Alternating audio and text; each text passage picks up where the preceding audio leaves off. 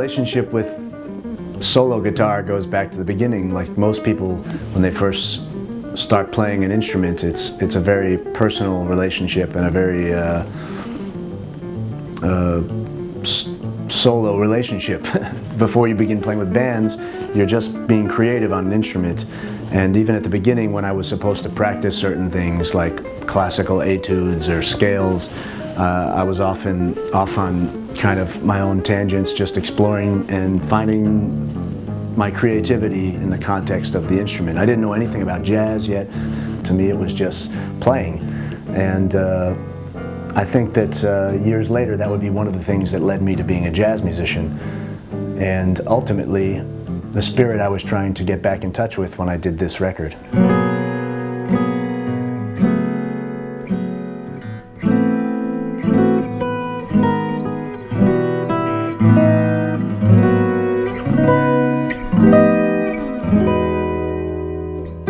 Of course, the solo guitar tradition happens in many styles of music. I'm also a huge fan of the great Sabicas, who was an amazing flamenco guitarist. And I remember reading once how he said that he believed that a guitar player needed to work with singers and dancers for something like 20 years before they were ready to begin performing solo. And I guess in a way it's been about that long for me, playing with different groups and learning about music and learning about the guitar, trying to become one with the instrument. So once I committed to the idea of doing a solo guitar record, I basically gave myself one parameter, and that parameter was that there would only be solo performances on the record. I didn't want to have any overdubs, no use of additional loops.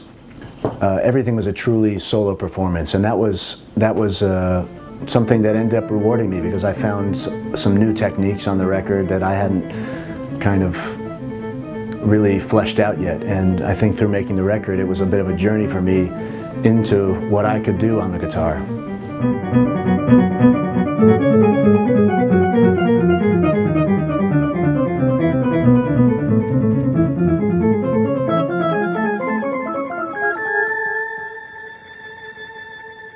The selection for the tunes on the record was fairly organic. There's some that I've been playing for years and have kind of found different lives through improvising on these themes.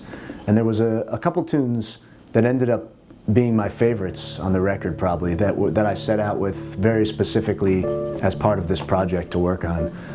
One was the Brazilian mythical classic Canto de Lasanha, which is, of course, there's an amazing recording by Baden Powell, one of the composers, and Vinicius de Moraes has another one. And I listened a lot to those two recordings and kind of combined them as a springboard, and tried to respect that tradition, but then also see where it would go through the prism of what I do.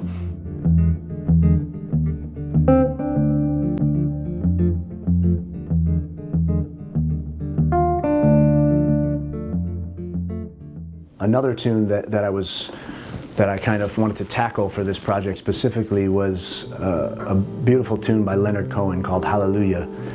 And I was really lucky when I was a young musician to hear Jeff Buckley. And once he sang it and played it, it seemed like it was written for him.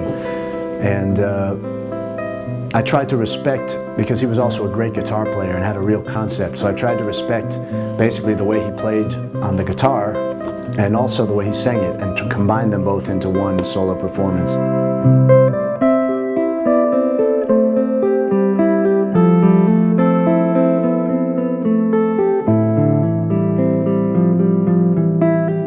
I ended up achieving what I wanted to do, which was to create a solo album that felt it respected this tradition of guitar and this tradition of jazz, but found maybe a new spin, something that was current and that felt like it was for today. Because I believe the jazz guitar tradition is a constantly evolving tradition, and it's actually, I think we're still at the beginning stages of what's possible on the guitar, and that's really exciting.